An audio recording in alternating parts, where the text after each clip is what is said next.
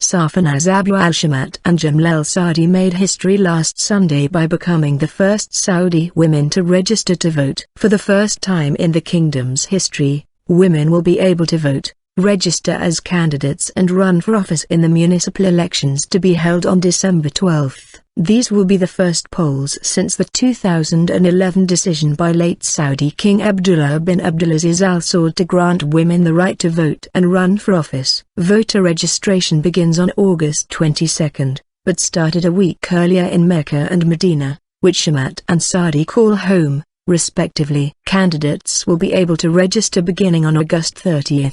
The municipal council's limited responsibilities include approving annual budgets, suggesting planning regulations, and overseeing urban and development projects. An estimated 70 women are planning to register as candidates, and an additional 80 as campaign managers, according to local media. Neither male nor female candidates will be allowed to use pictures of themselves in campaign advertising, and on election day, there will be separate polling centers for men and women. Women's rights activists had long fought for the right to vote in the oil-rich Gulf Kingdom, whose legal code applies a strict interpretation of Sunni Islam that bans females from driving and traveling without the consent of a male guardian. Female participation in December's elections is an important step towards creating greater inclusion within society, said Nouf al-Sadiq, a Saudi citizen and graduate student in Middle East Studies at George Washington University. It is also a vital step towards moderation, and for reaching a better understanding of our own society. Manu Abu Zulayman, an influential Saudi who has worked in media, education and philanthropy entrepreneurship, was also optimistic, predicting that if women are elected to office, they will bring a female point of view, demanding certain amendments to laws that are unfavorable towards women. Fawzia Abu Khalid, a political sociologist at King Saud University, seized the decision to allow female political participation as reflecting a broader change in view in Saudi Arabia regarding women's rights. I think there is the realization from different groups, including the conservative groups, that what happened in the past, where their voice was the only representative in society, would no longer continue, she said. Women's rights will remain elusive at best, as long as discrimination against them is institutionalized and severely reinforced by the state's agencies. Ali al-Yami, Director, Center for Democracy and Human Rights in Saudi Arabia. Although the upcoming elections will be the first in which women will vote and run for local office, Saudi women have enjoyed some political representation through the country's Shura Council. The Consultative Council does not have lawmaking powers and can only make recommendations to the king. In January 2013, King Abdullah appointed 30 women to the body.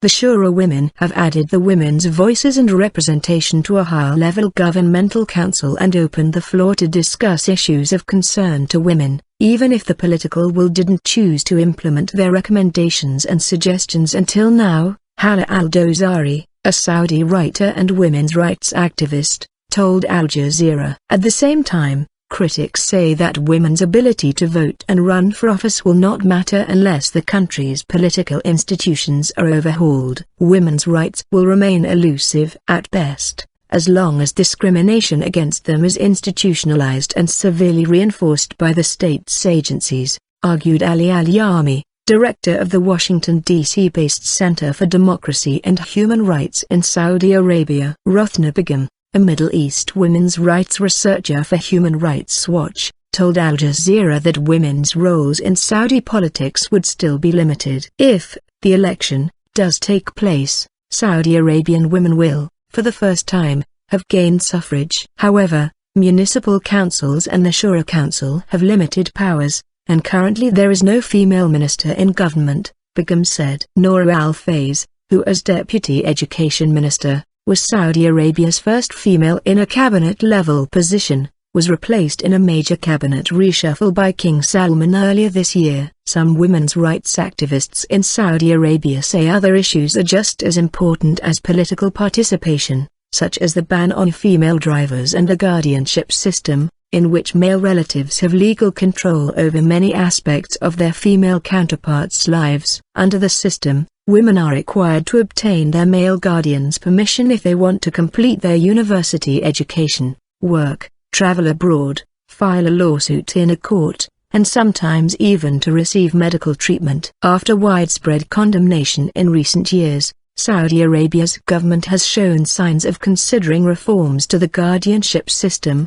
accepting a recommendation made by the UN Human Rights Council to take steps to phase out the system. Saadi told Al Jazeera that the Baladi, My Country, campaign, which is run by Saudi women, including Fawzia Al-Hani and Hatun Al-Fassi, was the main motor behind King Abdullah's decision to allow women to vote and run in municipal elections. To help women interested in running for election, the Baladi campaign had planned to organize training sessions to educate participants on methods of campaigning for office and help them create their own platforms and agendas. Fassi, the general coordinator of the initiative, told local newspapers in March that the first phase of the project would bring trainers from other countries in the Arab world, as well as from the United Nations. However, earlier this month, Saudi Arabia's Ministry of Municipal and Rural Affairs put a stop to Baladi's plan to hold training workshops. Baladi has had a plan to hold several workshops to educate the people about the culture of elections. However,